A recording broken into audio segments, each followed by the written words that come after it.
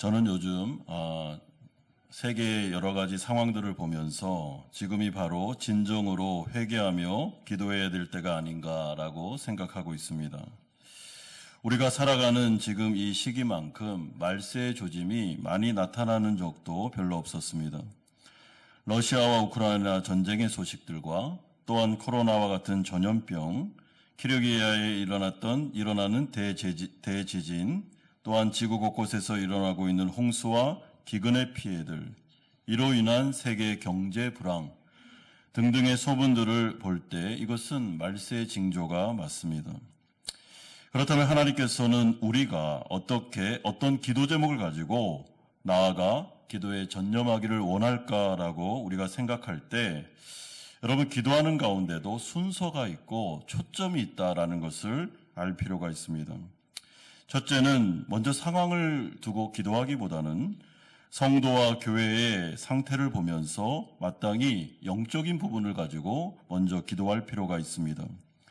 나는 정말 하나님 안에서 정결한 그릇으로 말세를 살아가는 신부와 같은가?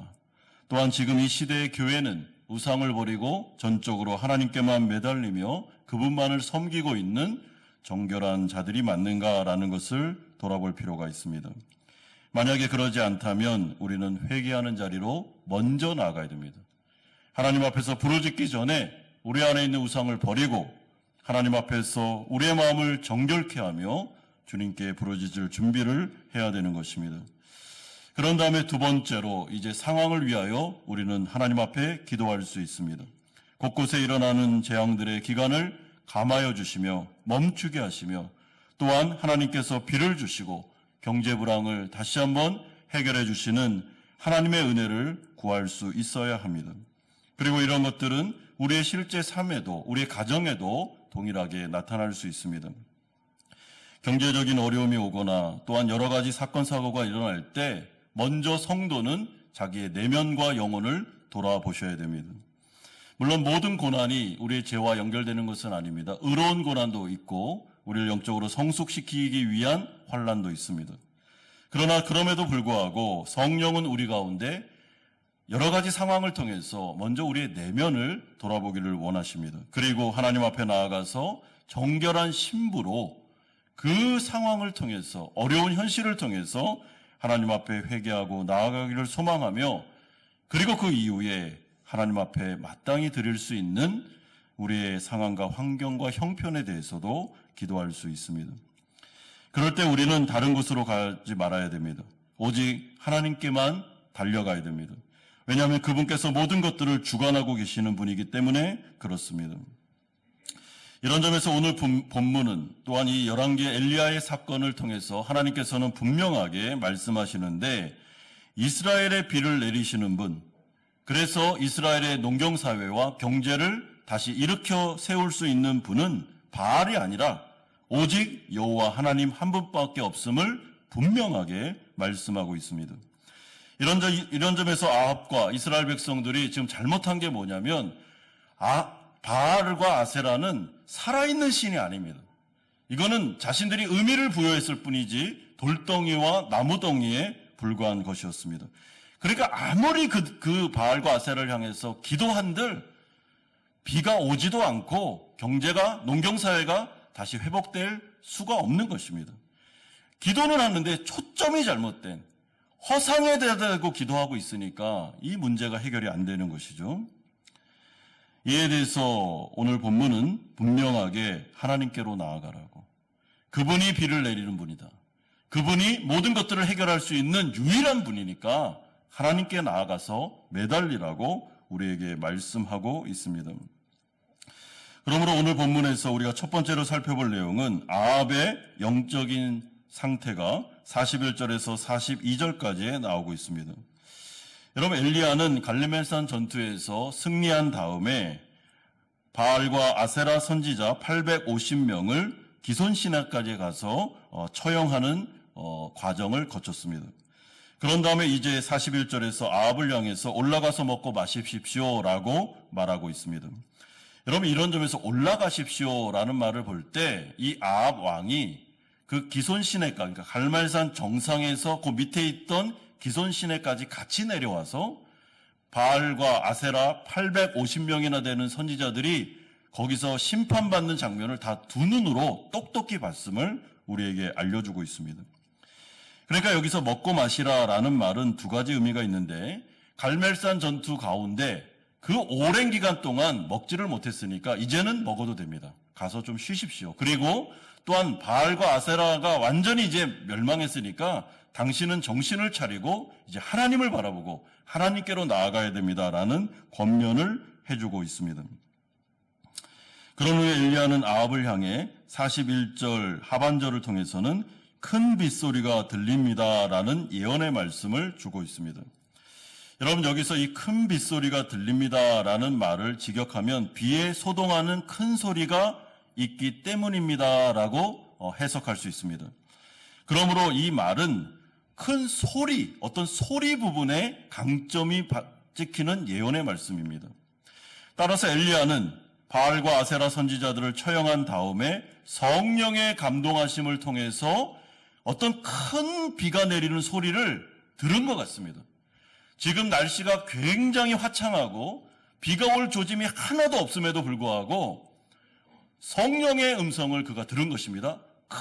큰 소리가 들렸는데 비가 막 엄청나게 내리는 소리를 그는 듣고 있습니다.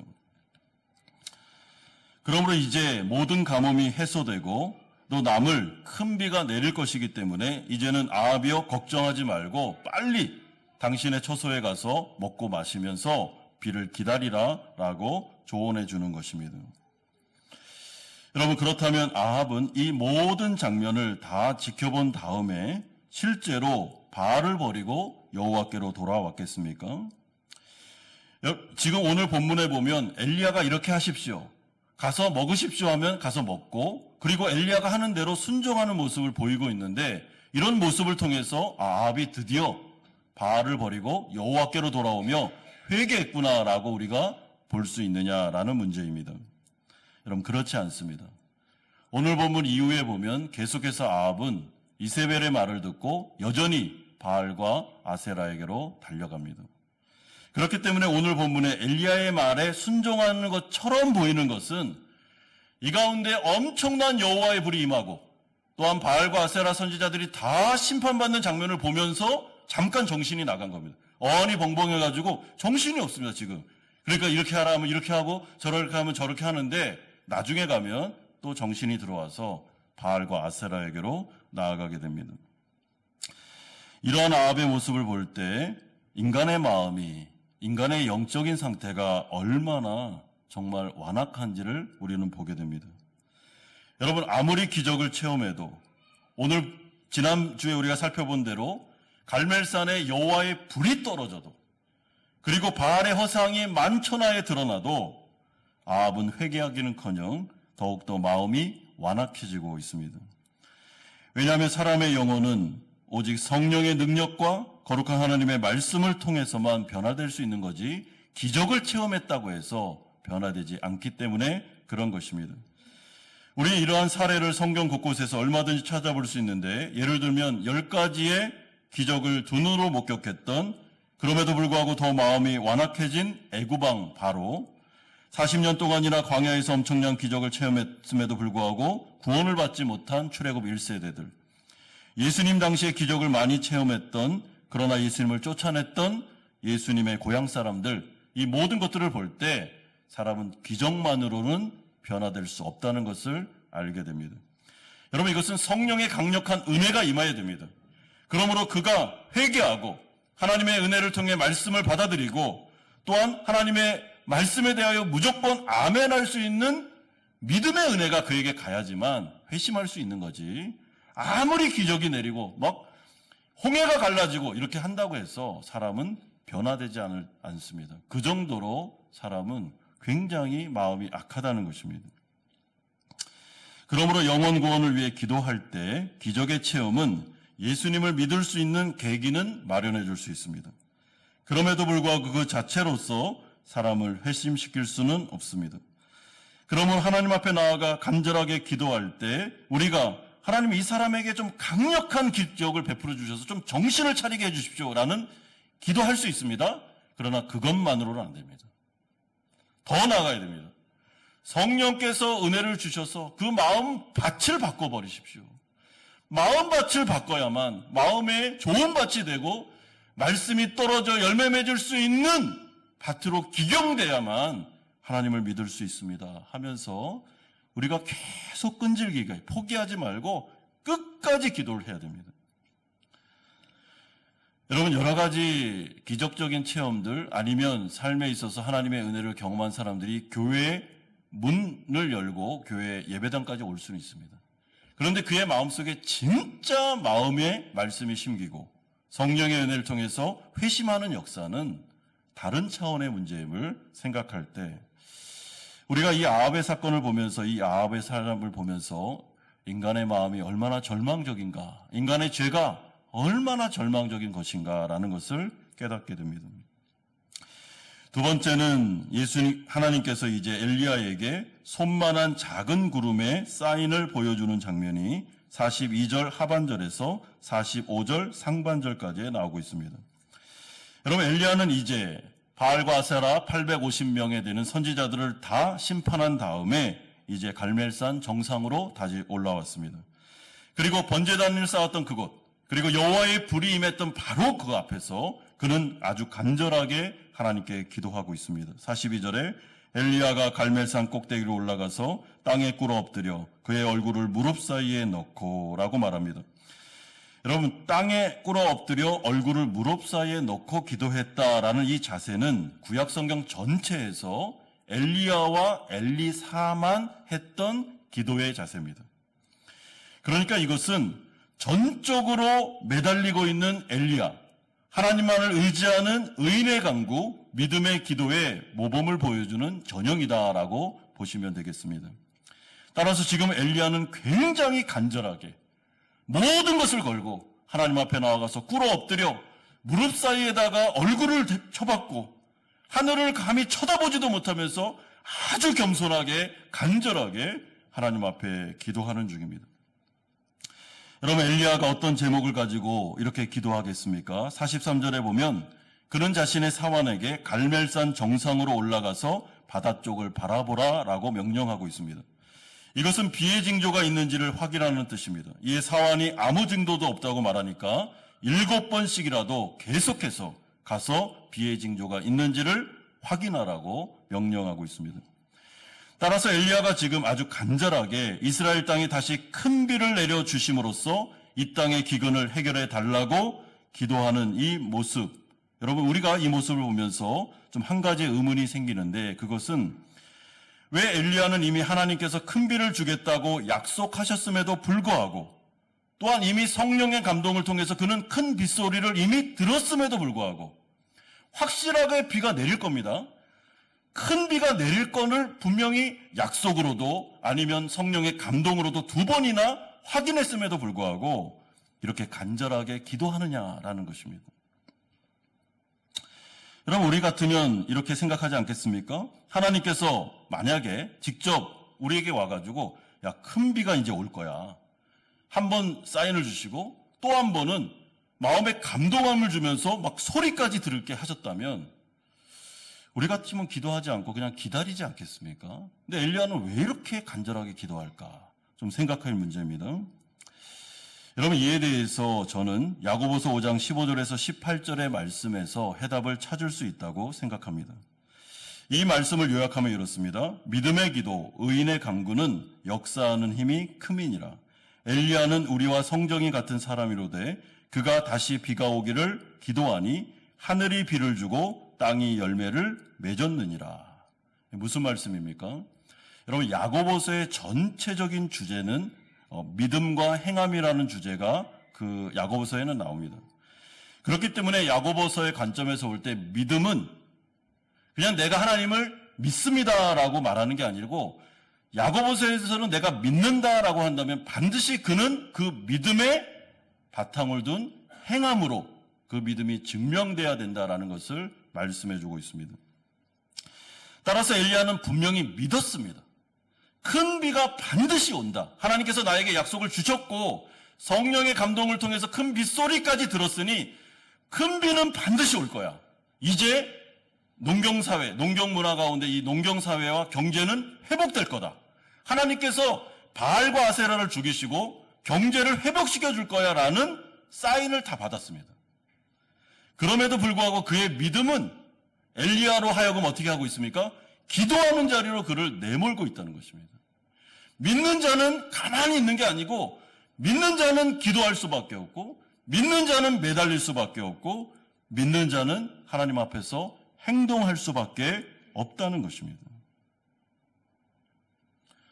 여러분, 그렇기 때문에 엘리야의 믿음은 그로 하여금 가만히 있지 못하도록 만들었으며 약속을 붙잡고 기도하는 자리로 나아가게 했습니다.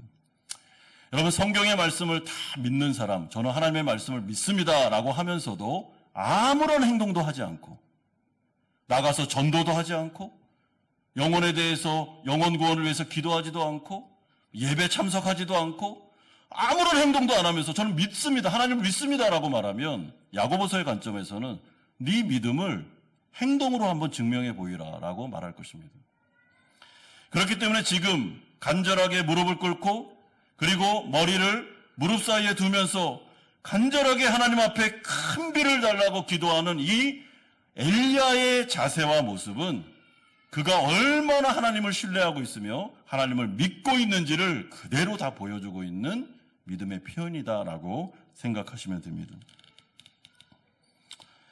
이제 엘리야는 이스라엘 안에 바알과 아세라가 제거되었으니 하나님께서 이제 큰 비를 주시니 나는 그 약속을 믿고 기도하고 기도에 전념한다라고 말하고 있습니다. 사랑하는 성도 여러분, 그러므로 만약에 어떤 성도가 하나님은 내 머리털까지 다 세신 바 되었고 나의 기도 제목을 다 알고 계시니까 내가 굳이 기도할 필요가 있겠어? 기도하지 않아도 하나님은 다 들어주실 거야 라고 말한다면 그럴 수도 있습니다, 물론. 근데 그거는 게으른 것입니다. 그리고 하나님을 잘 모르는 것입니다. 믿음이 뭔지, 믿음의 성격, 믿음의 속성이 뭔지를 몰라서 하는 말입니다. 하나님이 우리의 머리털까지 다 세신 바 되었죠. 그리고 하나님은 우리의 기도를 들으시는 분이십니다. 그렇다면 우리는 그 약속의 말씀을 붙잡고 더 기도로 나아가야 됩니다. 그리할지라도 하나님은 우리가 기도하는 걸 원하십니다. 그리할지라도 하나님은 우리에게 기도를 명하고 있습니다. 기도하라고. 내가 그 기도를 통해서 역사하는 걸 기뻐한다고 말씀하고 있는 것입니다.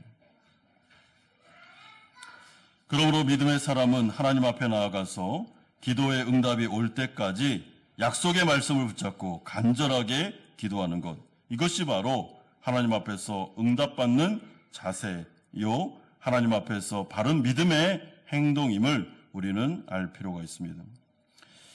여러분, 하나님께서는 분명하게 이 큰 비를 약속하고 있습니다.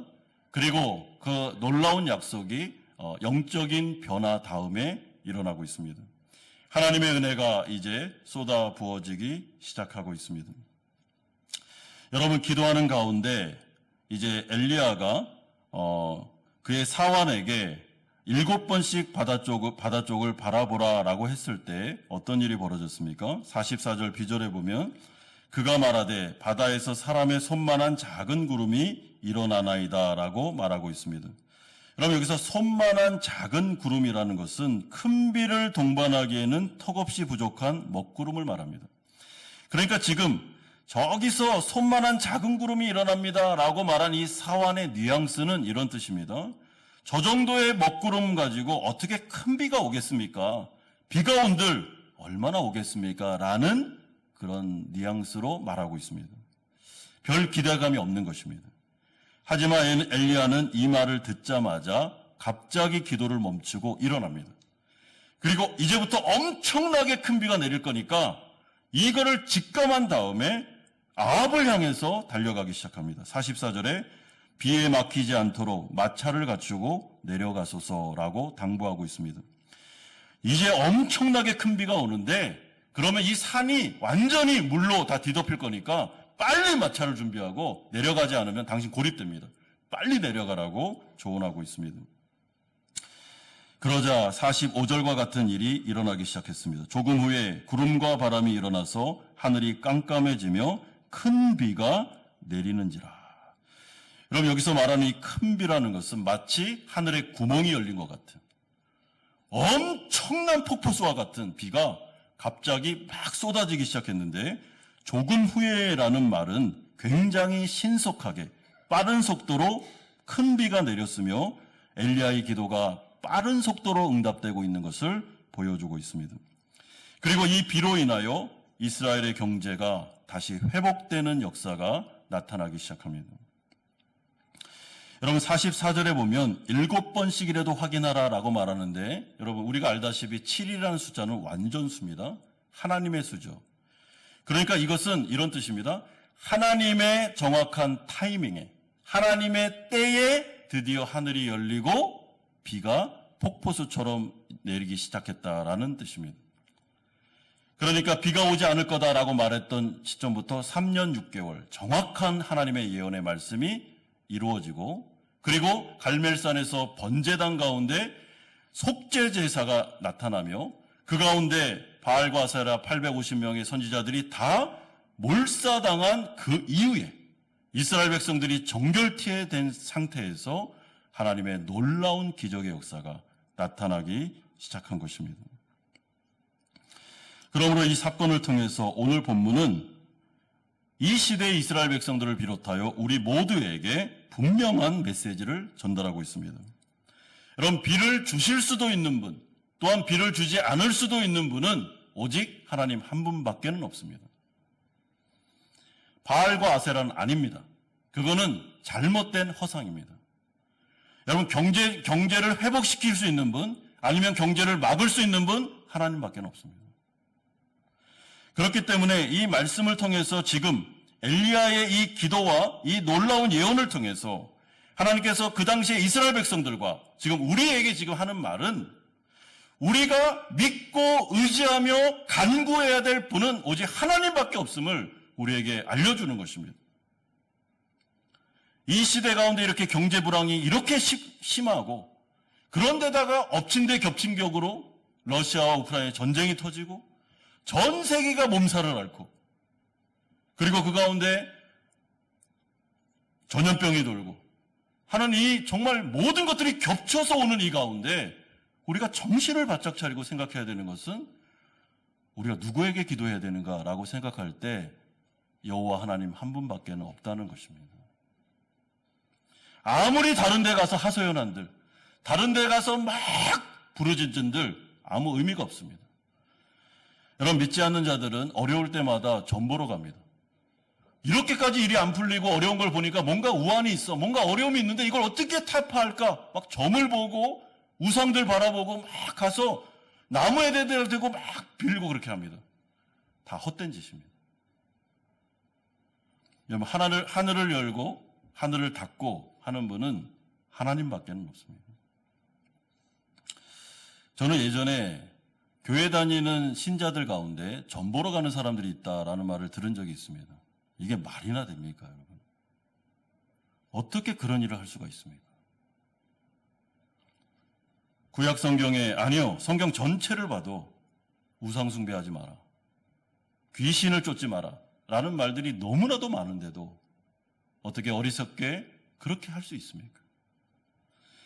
이스라엘 백성들이 바알과 아세라를 바라보면서 이 바알과 아세라가 우리의 다산, 우리에게 아이를 낳게 해주고 번영을 주고 안정된 삶을 주고 농사가 잘 되게 하고 비를 주고 그래서 바알의 손에다가 번개를 주면서 바알이 우리에게 비를 주는 존재다라고 아무리 의미를 부여해봐도 오늘 말씀은 아니다. 그건 아니다. 여호와 하나님이다.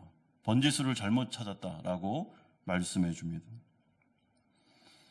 그러면 어려우면 어려울수록 내 문제가 풀리지 않고 여러 가지 일들이 힘들고 삶이 퍽퍽해지면 어려울수록 우리가 찾아가야 될 분은 하나님밖에 없습니다.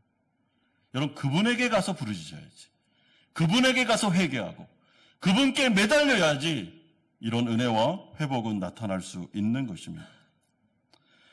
그래서 나라가 힘들고 또 세계 경제 불황이 오고 막 전염병이 돌고 이럴 때는 여러분, 교회가 정신을 차려야 됩니다. 교회가 모여서 회개하고 교회가 기도하고 그래야 믿지 않는 자들까지도 일반 은총이 가지 않겠습니까? 그러므로 제가 서두에서 말한 것처럼 지금 이때가 우리가 기도해야 될 때고 교회가 부르짖어야 될 때임을 기억할 때 하나님께서 다시 우리를 긍휼히 여기시사 좀 비를 주시고 또 전쟁이 그치고 전염병이 사라지며 이 가운데 경제 불황이 다시 회복되고 하나님께서 손을 써주셔야만 된다는 것을 기억하면서 엘리야처럼 무릎 꿇고 고개를 그 무릎 사이에 대고 간절하게 기도할 수 있는 그런 사람들이 필요하다는 것입니다. 그런데 이 말씀은 큰 비와 경제적인 회복, 이게 1차적으로 주시는 말씀이기도 하지만은 우리는 영적으로 해석할 수도 있습니다. 여러분, 이 큰 비를 영적인 부흥으로도 해석할 수 있습니다.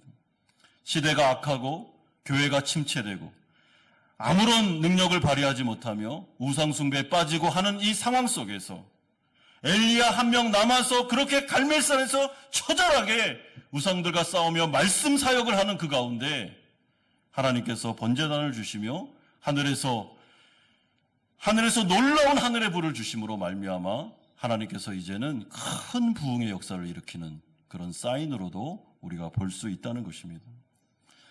여러분, 그 사인이 누구에게 왔습니까? 엘리야 선지자의 마음속에 임했으며 그가 바라봤던 그 작은 먹구름을 통해서 부흥의 사인이 이어지고 있습니다. 그리고 진정한 회개를 통해서 이스라엘 가운데 다시 한번 부흥의 기미가 나타나고 있습니다. 그러므로 교회가 기도해야 되는 것은 여러분, 우리 안에 일어나는 작은 성령의 감동들, 또 작은 변화들, 이 부분을 두고 우리가 기도할 줄 아셔야 됩니다. 여러분, 교회 가운데 기도하는 가운데 다시 마음이 뜨거워지고 하나님을 향해서 내 마음이 변화가 일어나며 내 마음속에 죄에 대한 심각한 깨달음과 회개하는 마음이 막 일어나기 시작할 때 어떤 생각을 할 수 있어야 됩니까? 부흥이 일어날 수 있겠다. 다시 하나님께서 우리에게 은혜를 주실 수도 있겠다라는 생각을 가질 수 있다는 말입니다. 그러므로 하나님께서는 엘리야의 이 간절한 기도에 응답하시는 말미암아 큰 비를 주심으로 이스라엘의 경제적인 회복을 이루어 주실 뿐만 아니라 다시 한번 부흥의 역사가 일어날 수 있도록 그게 하나님의 은혜요, 하나님의 마음이라는 것을 우리에게 알려주고 있습니다. 여러분, 하나님은 우리가 복을 받기를 원하고 하나님 앞에서 부흥되기를 원하지 교회가 침체되고 경제적으로 어렵고 삶이 퍽퍽하고 이런 걸 원하시지 않습니다. 우리가 예수 믿으면 그 가운데 하나님은 우리에게 복을 주시기를 원합니다. 근데 문제는 하나님에 대한 언약을 버리고 오직 여호와 하나님만을 섬겨야 되는데 하나님을 섬기지 않고 바알과 아세라 우상으로 가는 것이 문제였습니다. 그러므로 그 죄를 회개하고 우상을 치우고 하나님과의 바른 관계가 회복되기만 하면 아주 급하게 하나님께서 기도 응답을 통하여 경제도 회복시키며 또한 영적인 부흥도 일으켜 주실 수 있음을 오늘 말씀해 주고 있습니다. 마지막 세 번째로 이제 여호와의 능력이 엘리야라는 선지자에게 임하는 모습이 45절에서 46절에 나타나고 있습니다.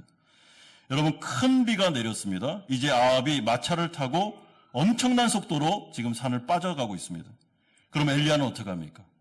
하나님께서는 엘리야를 보호하사 여호와의 능력, 하나님의 손으로 그를 붙잡으심으로 말미암아 그에게 초자연적인 능력이 나타나게 하셔서 아합이 타고 가는 마차보다도 앞질러서 그가 달려가는, 그러니까 이거 인간의 힘으로는 불가능한 역사를 일으키고 계십니다. 여러분, 엘리야가 아합의 마차 앞에서 달렸다라는 것은 굉장히 상징적인 엔딩 장면입니다.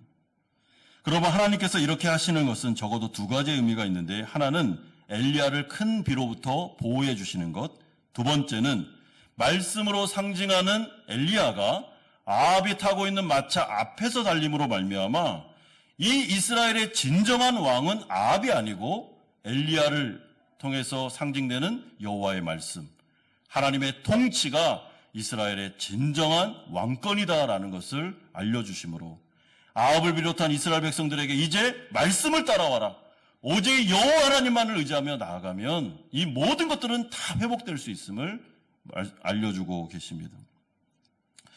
그런데 그 기적의 역사가 누구에게 나타났습니까? 먼저 엘리야에게 나타나게 됩니다. 그 당시에 말씀의 선지자, 하나님의 말씀을 맡았던 그 사람 엘리야에게 성령 체험뿐만 아니라 하나님의 손, 여호와의 능력이 그를 붙잡음으로 말미암아 엘리야가 하나님을 체험하여 기적적인 역사를 일으키게 됩니다. 여러분, 이런 점에서 저는 지금도 하나님께서 영적인 부흥과 회복을 일으킬 때 1차적으로 말씀 사역자, 목회자의 마음속에 성령을 부으시고 또한 그 가운데 하나님의 초자연적인 능력을 주심으로 그를 완전히 다른 사람으로 만들어서 부흥의 초석이 되게 하실 수 있다고 생각합니다. 이런 점에서 목회자를 비롯한 말씀의 사역자들을 위해서 여러분 기도해 주셔야 됩니다. 성령 충만함이 유지돼야 됩니다. 말씀의 사역자가 정결한 그릇이 돼야 됩니다. 바알도 섬기고 아세라도 섬기고 죄도 짓고 이런 식으로 해서 말씀 사역, 부흥의 역사 일어날 수 없습니다. 하나님 앞에 있는 선지자, 그는 정결한 사람이 되어야 되며 깨끗한 그릇이 되어야 되고 그때 하나님의 능력과 기적과 초자연적인 능력을 통해서 부흥의 초석이 되어서 하나님의 일을 감당할 때 이스라엘도 살고 모든 민족이 다 살게 되는 것입니다. 그러므로 여러분 목회자들을 위해서 기도해 주십시오. 하나님의 손이, 여호와의 능력이 이들을 붙잡을 수 있도록, 이들이 사역함에 있어 말씀을 증거하고 기도하며 예배를 이끌고 하는 이 모든 일들 가운데 인간의 힘이 아니라 성령의 능력이 나타날 수 있도록, 성령이 그의 인격을 붙잡을 수 있도록, 그래서 하나님의 도구가 될 수 있도록 기도해 주셔야 됩니다. 그래야만 교회 안에 부흥의 역사는 일어날 수 있습니다. 사랑하는 성도 여러분, 오늘 말씀이 우리에게 주시는 놀라운 약속이 무엇입니까? 이렇게까지 우상숭배했던, 그래서 3년 6개월 동안이나 비가 내리지 않아 완전히 가뭄과 기근으로 경제가 다 무너진 이 이스라엘 땅에 다시 하나님의 긍휼이 나타나고 있다는 것입니다.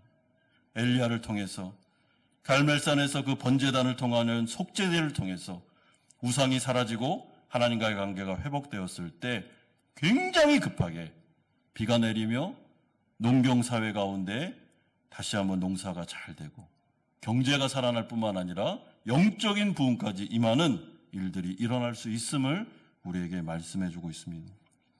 그러므로 우리도 엘리야처럼 기도하셔야 됩니다. 약속이 있고 하나님께서 우리에게 놀라운 말씀을 주셨다고 해서 기도하지 않아도 되겠지라고 생각하시면 안 됩니다. 더 기도해야 됩니다. 더 간절히 붙잡아야 됩니다. 하나님이 약속을 주고 말씀을 주면 그 약속의 말씀을 붙잡고 더 열심히 기도해야 됩니다. 많이. 그것이 바로 믿음이 있는 사람들의 올바른 반응이다라고 생각하시고 오늘 이 밤에 우리가 주신 이 약속의 말씀을 잘 기억하면서 이 시대 가운데 또한 나의 상황 속에서 내가 무엇을 위해 기도해야 될까라고 생각하시고 엘리야처럼 응답받으시는 우리 성도님들 되시기를 주님의 이름으로 축원드립니다.